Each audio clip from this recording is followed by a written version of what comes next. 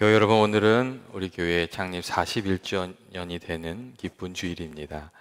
지난 41년 동안 정말 코로나를 비롯해서 여러 가지 일들이 많이 있었지만 하나님께서 또 인도해 주시고 저희들과 함께 해 주셔서 이렇게 창립 41주년을 맞이하게 되었습니다.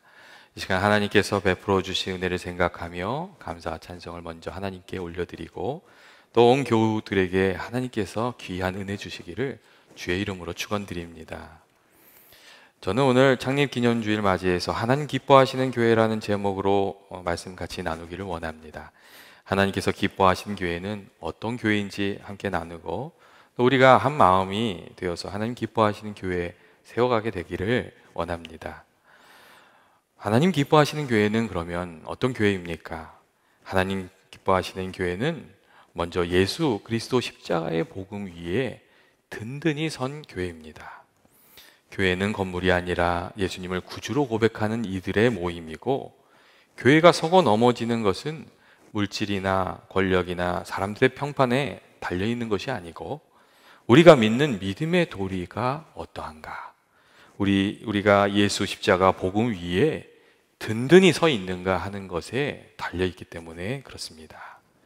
예수님께서도 그런 이야기를 하시지 않으셨습니까? 예수님께서 기초가 서로 다른 두 개의 집을 비교하셔서 이렇게 말씀하셨습니다. 하나는 모래 위에 지은 집이었고 다른 하나는 반석 위에 지은 집이었습니다. 겉으로 보면 두 집이 모두 튼튼해 보였습니다. 두 집 모두 똑같은 건축 자재를 사용했고 또 믿을 만한 하청업자와 솜씨 있는 그 목수를 동원해서 제일 좋은 재료로 집을 지었습니다.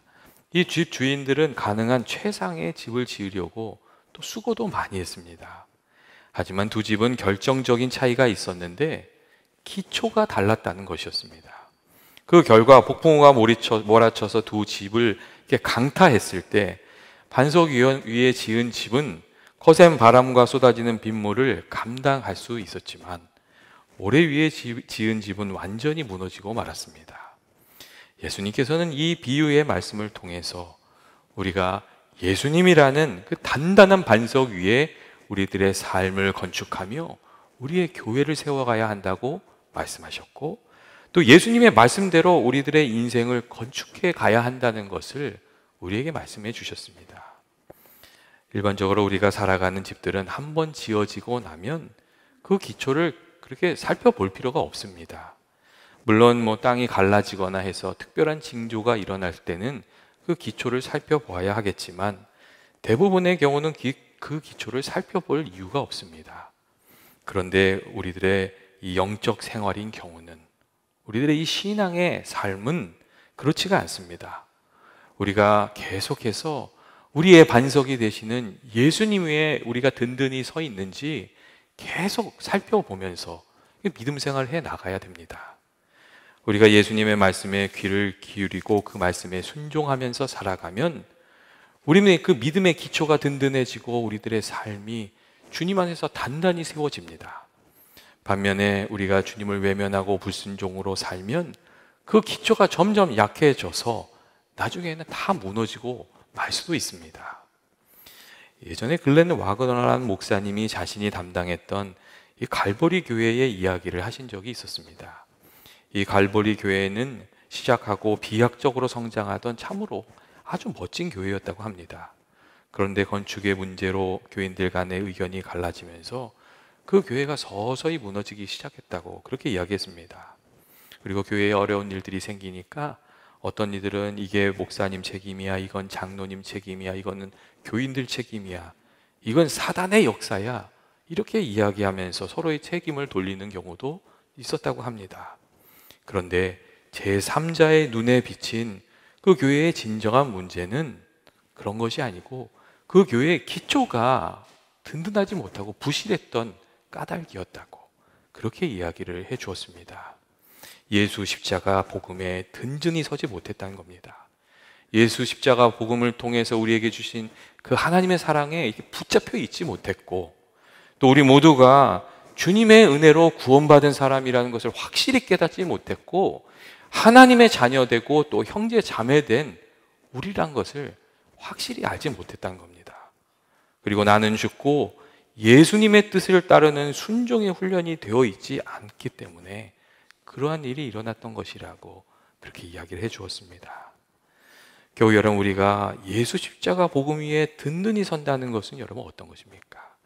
그것은 예수님을 우리의 구원자로 확실히 믿고 주님의 말씀 위에 우리들의 삶을 건축해 나아가는 그런 것입니다. 오늘 말씀에도 예수 그리스도께서 친히 우리들의 모퉁이 돌이 되어 주셨다는 그런 말씀이 있습니다.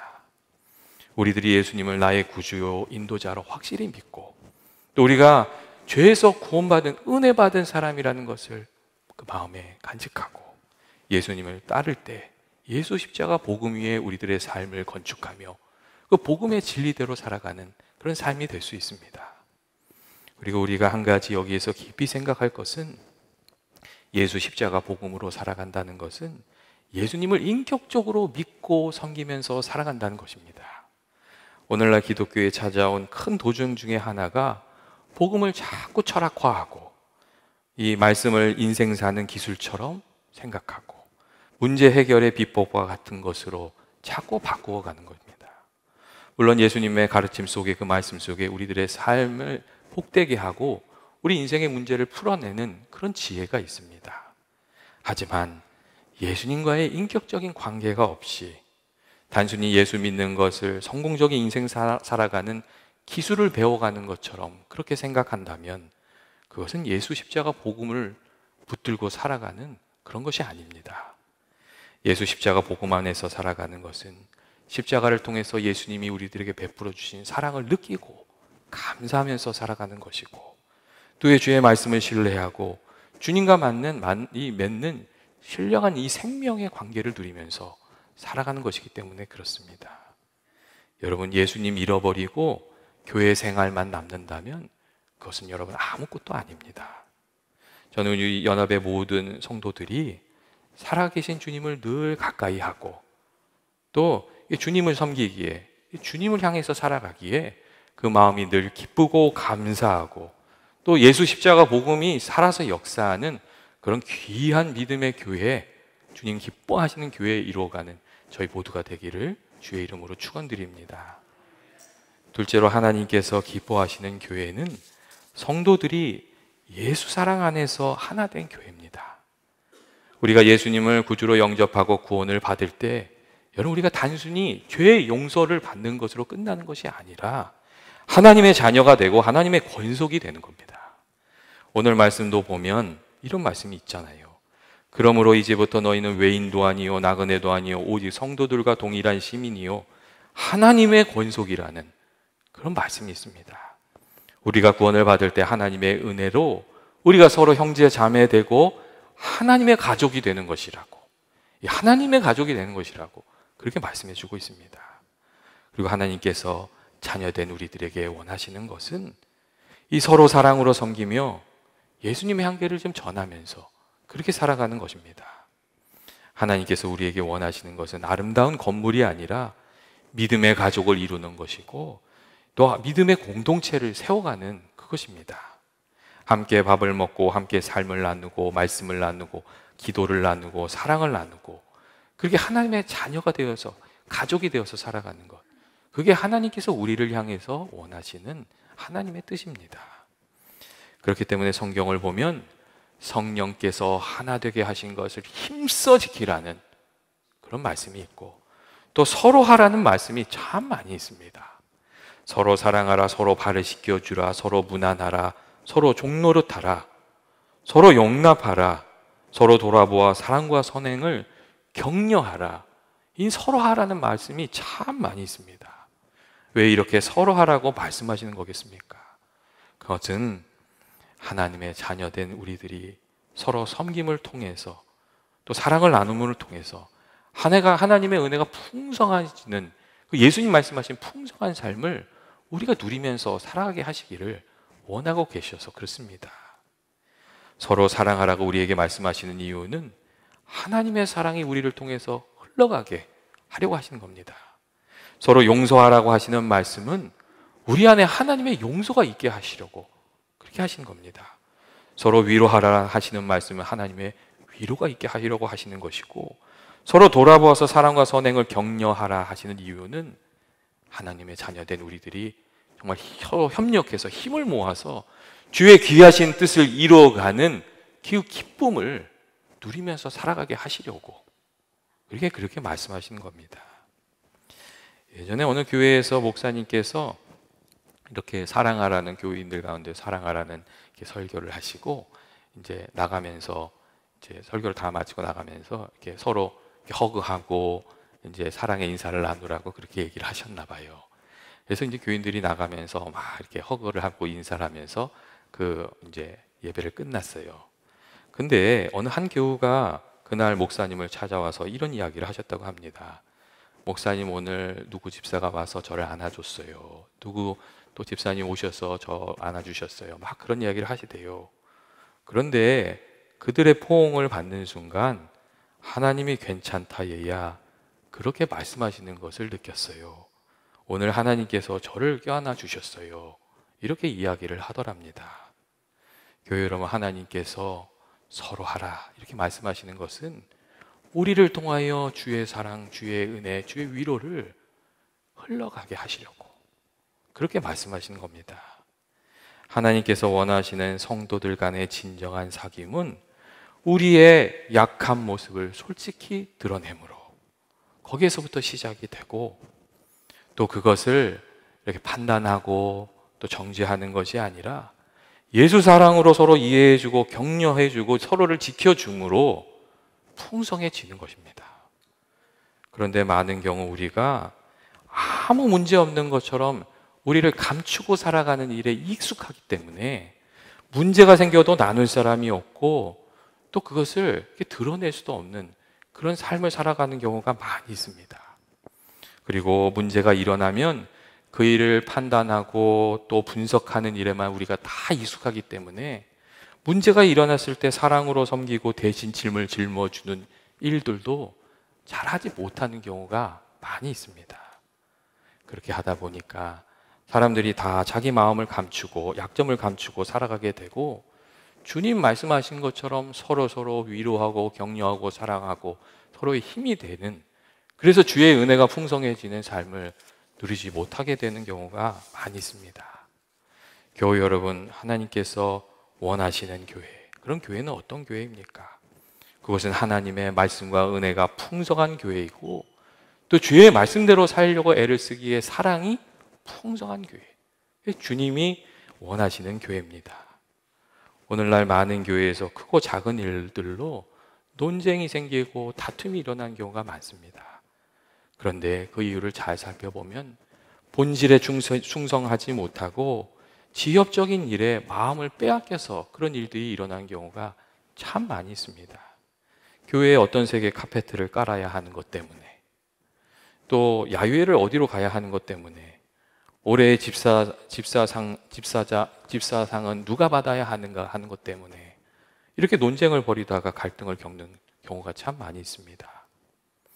우리가 정말 하나님이 사랑을 받은 존재이고 우리 모두가 다 하나님의 가족이고 형제 자매인 것을 기억하고 또 서로 친절하게 대하고 사랑으로 섬기면 이와 같은 어리석은 일로부터 우리가 벗어날 수 있고, 또 하나님이 기뻐하시는 방향으로 나아갈 수 있고, 또 하나님이 기뻐하시는 교회도 우리가 이루면서 그렇게 살아갈 수가 있습니다.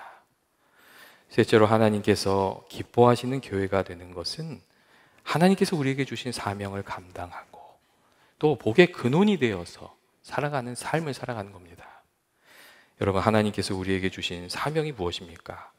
그것은 세상의 빛과 소금이 되어 잃어버린 영혼을 구원하는 것, 그리고 복의 근원이 되어 하나님의 은혜를 흘려보내는 것, 그것입니다. 영혼을 구원하는 일이 때때로 마치 무거운 짐을 짓는 것과 같이 어려울 때가 있습니다. 하지만 우리가 그것을 감당해 보면 그것이 하나님이 기뻐하시는 일에 쓰임받는 영광스러운 일이라는 것을 우리가 알게 되고, 또 영원히 남을 우리 삶의 열매가 됩니다.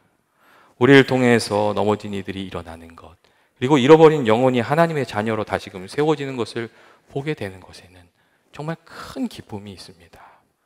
그리고 주님 말씀대로 우리가 잃어버린 영혼들, 약한 영혼들을 위해서 이렇게 수고하면서 살다 보면 하나님 아버지의 그 마음을 알게 되고 또 주님이 주신 은혜도 누리면서 살아가게 됩니다.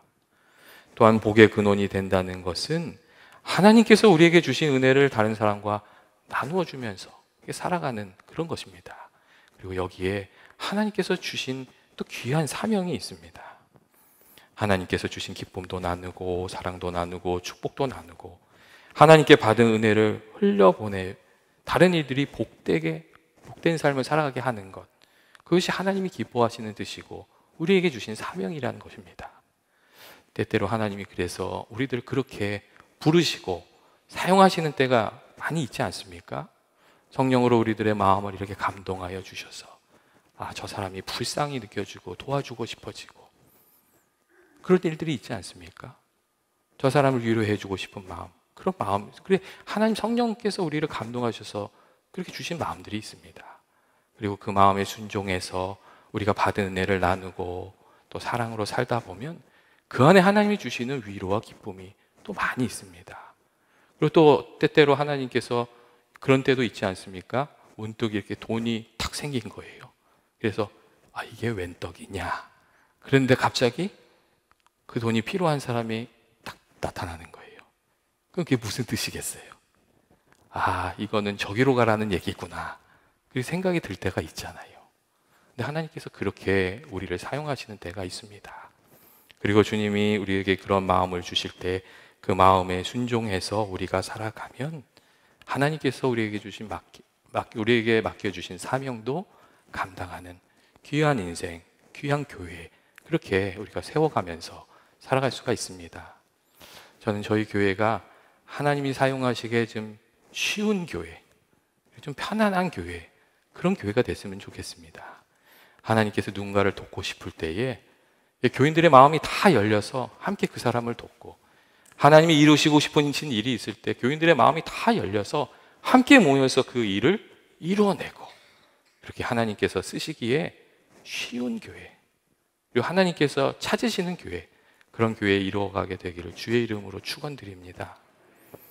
부활하신 예수님께서 제자들에게 사명을 주시면서 약속하신 성령이 임하실 때까지 너희가 머물러서 기도하라, 그렇게 말씀하셨습니다. 이 말씀은 우리가 먼저 하나님의 은혜를 받아야 주님이 기뻐하시는 일들을 감당할 수 있다는 그런 말씀입니다. 예배 없이, 기도 없이, 하나님의 은혜 없이, 그리고 성령의 충만함 없이 하나님이 기뻐하시는 삶을 살고 또 교회를 이룬다는 것은 불가능한 것이라고 그렇게 말씀해 주시는 것입니다. 그래서 예수님께서 포도나무의 비유도 말씀해 주셨잖아요. 너희가 내 안에 있고 나한테 붙어 있으면 많은 열매를 맺을 것이라고. 그런데 주님으로부터 떠나면 아무 열매도 맺지 못하는 그런 가지가 되고 말 것이라고 그렇게 말씀하셨습니다. 저는 연합의 모든 교우들이 우리의 정말 생명의 근원이 되시는 포도나무 되시는 주님을 늘 가까이 하고, 또 주님과 교제하는 가운데 성령의 은혜를 충만히 받아서 정말 하나님 기뻐하시는 삶을 살고 또 그런 교회를 이루어가는, 은혜의 역사를 이루어가는 저와 여러분 되시기를 주의 이름으로 축원드립니다. 이 시간 한번 같이 기도하기를 원합니다. 사랑과 은혜 많으신 하나님 아버지, 지난 41년 동안 저희들과 함께 해주시고 주께서 베풀어 주신 은혜에 하나님께 감사를 드립니다. 아버지께서 저희들에게 주의 은혜를 더하여 주시길 원합니다. 주님께서 저희들에게 하늘의 귀한 은혜 허락하여 주셔서 저희들 성령 충만하고 말씀 충만하고 기도 충만하고 주님이 말씀하신 대로 풍성한 사랑을 나누는 귀한 교회 되게 하여 주옵소서.